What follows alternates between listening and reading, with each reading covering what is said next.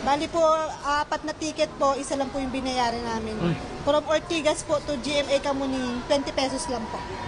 I was so thankful kasi talagang nakabawas ang babayaran namin, di ba?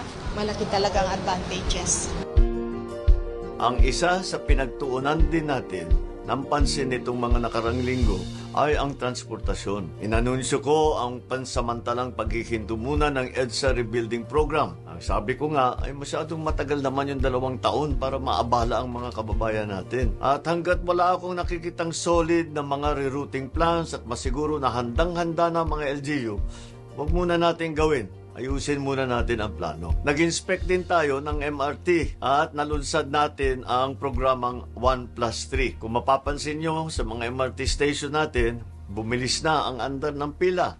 Minsan nga ay wala ng pila. Yan ang patuloy natin tinatrabaho kasama si Secretary Vince ng DOTR. Bubuti pa yan in the coming months.